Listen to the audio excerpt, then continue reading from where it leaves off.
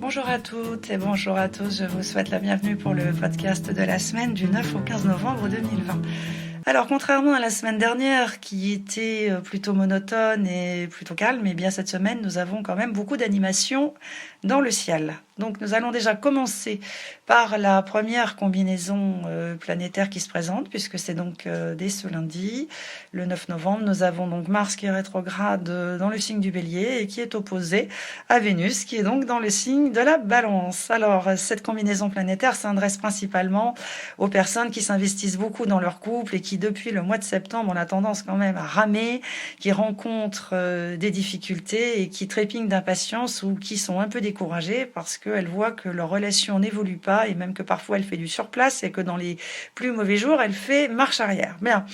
Alors, pas de panique, cette semaine, essayez de rester calme parce que avec cette opposition Mars-Vénus, eh bien, vous pourriez encore constater des insatisfactions. Votre conjoint peut se montrer un peu distant ou pas suffisamment investi dans votre relation. Du coup, vous pourriez avoir le sentiment que votre couple n'avance pas et vous pouvez même ailleurs avoir des idées plutôt négatives quant à votre avenir commun. Vous soufflez un grand coup.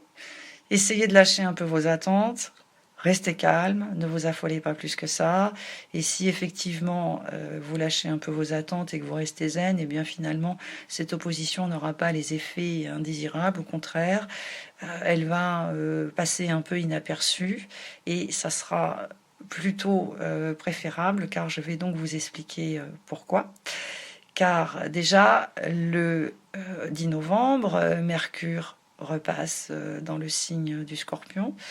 Donc après sa rétrogradation qui lui avait fait un léger séjour dans le signe de la Balance, et bien là, ce 10 novembre, Mercure réapparaît dans le signe du Scorpion, dans lequel il va donc évoluer une bonne partie de ce mois. Donc en revenant dans le signe du Scorpion, et bien Mercure va servir les intérêts, notamment des personnes qui s'investissent tout particulièrement dans leur activité professionnelle, leur entreprise, notamment sur le plan financier. Mais je dirais que ce n'est pas le retour de Mercure dans le signe du Scorpion qui est le plus important, à mon sens. Le plus important, eh bien, sont deux événements planétaires qui attirent mon attention. C'est donc le premier, c'est celui du 12 novembre, car nous avons Pluton qui est en conjonction avec Jupiter en Capricorne. Et le 15 novembre, nous avons la nouvelle lune qui se forme dans le signe du Scorpion. Donc nous allons déjà commencer par aborder et vous expliquer cette fameuse conjonction Pluton-Jupiter en Capricorne. Alors par définition, une conjonction, qu'est-ce que c'est ? Une conjonction, c'est un nouveau départ. Ça annonce forcément le commencement de quelque chose. Jupiter, par définition, est une planète d'expansion, d'évolution, de chance et d'abondance. En Capricorne, effectivement, les effets ne sont pas extravagants puisque le Capricorne est un signe qui va toujours à l'essentiel et privilégie principalement l'activité professionnelle, le travail au sens littéral du terme. Donc là, les effets d'abondance et d'expansion de Jupiter en Capricorne qui, depuis décembre 2019, effectivement, ne sont pas probants, c'est pas extraordinaire. Enfin, Jupiter envoie quand même des chances et des opportunités. Alors certes, c'est pas extraordinaire, c'est pas une abondance à tout casser, mais c'est bien dans l'ADN du Capricorne qui va toujours à l'essentiel, parce que chez le Capricorne, on trouve quand même beaucoup de modestie, on va sur ce qui est important, et quant au superflu, on verra ça plus tard. Pluton. Alors Pluton est surnommé en astrologie le dieu des enfers. Alors je trouve déjà ça lui fait pas une super réputation parce que dès qu'on commence à le nommer de cette façon, on se demande ce qui va bien pouvoir nous arriver, si on se demande si le ciel va pas nous tomber sur la tête. Alors soyez rassurés, moi je vois pas du tout Pluton de cette façon-là. Pluton pour moi c'est une énergie qui effectivement désagrège tout ce qui est inutile, tout ce qui ne sert plus à rien, tout ce qui empêche l'expansion. Parce que là pour le coup, la conjonction de Pluton avec Jupiter, ça va faire quoi ? Eh bien, Jupiter va faire son job. Il va tout simplement désintégrer tout ce qui est inutile, puisque c'est sa vocation première. Il désintègre tout ce qui est inutile, tout ce qui ne sert plus à rien. Tout ce qui ne sert plus à rien de quoi ? Tout ce qui empêche l'expansion, tout simplement. Donc en fait, si vous voulez regarder de plus près, Nous avons Jupiter qui est en Capricorne depuis le mois de décembre 2019 jusqu'au 18 décembre inclus 2020. Tous et toutes estimaient quand même que au niveau évolution, au niveau abondance, au niveau confort, c'est pas terrible. Je suis tout à fait d'accord avec vous. Effectivement, c'est vrai. Là, on est quand même réduit au strict minimum. On est obligé de se contenter de ce qu'on a. Et si on a envie de faire plus, ça ne fonctionne pas. Donc on marche comme ça à une vitesse de croisière, mais enfin qui est quand même assez lente. Et puis l'expansion est vraiment très modeste. Et finalement, si Pluton intervient le 12 novembre et qui désagrège tout ce qui est inutile, tout ce qui est sclérosant, tout ce qui empêche l'évolution tant espérée, du coup, Jupiter, les chances vont avoir beaucoup plus de place puisque tout ce qui est figé, tout ce qui est encombré va être dégagé. Et du coup, ça va laisser beaucoup plus de place pour que l'expansion puisse se produire. En fait, c'est tout aussi simple que ça. Donc, si cette semaine, aux alentours du 12 novembre, du 11, du 12, du 13, vous sentez quelques secousses, vous trouvez qu'il se passe un truc au niveau de votre activité professionnelle, quelle que soit sa nature, et ne vous inquiétez pas parce que ce n'est absolument pas catastrophique, mais vous savez quelque chose qui claque, qui se désagrège, vous voyez, qui vous expose un peu entre les mains, et vous dites flûte, qu'est-ce qui se passe? Mon Dieu, qu'est-ce qui va se passer? Oh mince, mais vous inquiétez pas, c'est que ce qui a été pulvérisé, c'est que ça vous servait plus à rien et que ça vous empêchait d'avancer. Voilà, ça freinait votre évolution, ça vous empêchait d'avancer. Donc du coup, Pluton va faire son travail, il va le virer, et voilà. Paf, terminé, on n'en parle plus. Place nette, l'horizon est dégagé. Tout ce qui est trop vieux, trop ancien, trop lourd, tout moche, tout moisi, pouf, on le vire. Voilà ce que va faire Pluton donc cette semaine, notamment le 12 novembre. Et donc le 15, qu'est-ce que nous avons? Nous avons donc une nouvelle lune qui se forme elle aussi, donc en Scorpion. Alors la nouvelle lune, qu'est-ce que c'est? Eh bien là, pour le coup, c'est la même chose, c'est une conjonction. C'est-à-dire que c'est la lune qui est en conjonction avec le soleil en Scorpion. Une nouvelle lune, là elle va faire son job, parce que la nouvelle lune, effectivement, c'est la rencontre des émotions avec la motivation. Donc là, vous retrouvez une forme de motivation qui est reliée à vos émotions, donc tout est aligné, tout fonctionne bien, la conjonction fait son travail, ça donne le top départ à une nouvelle idée, un nouveau projet, une nouvelle motivation, un nouvel enthousiasme. Allez hop, c'est parti. On a envie d'aller de l'avant, on a envie de bosser, on a envie de gagner des sous. Vous avez envie de vous investir dans votre activité et vous avez une forme d'endurance, de persévérance qui réapparaît. Vous avez l'impression d'avoir des ailes accrochées dans le dos. Bien.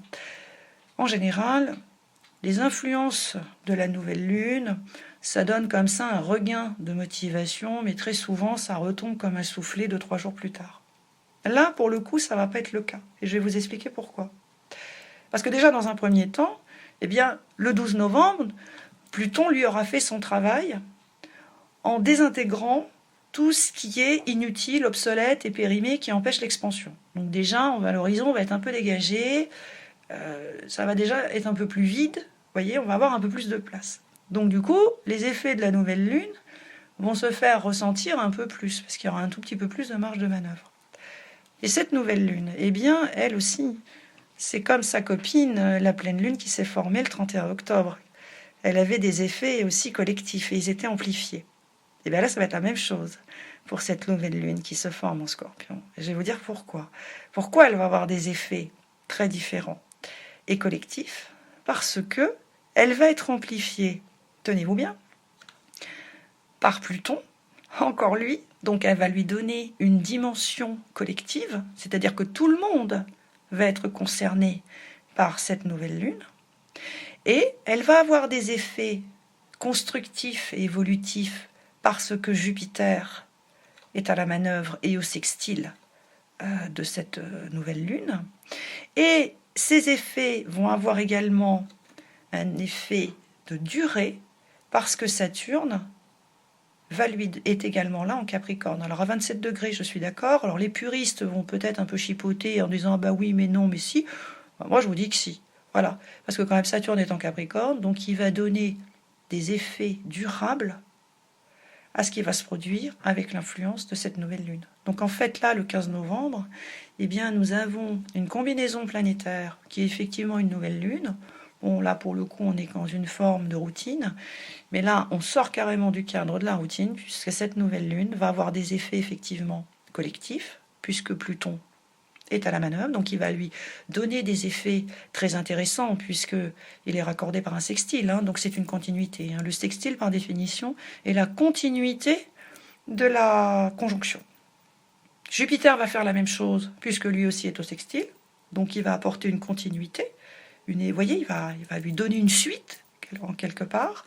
Et comme Saturne est également au sextile, lui aussi en Capricorne, eh bien, il va en assurer la durée des effets. Voyez-vous? Donc là, la pleine lune, en fait, elle va pas avoir un effet comme ça.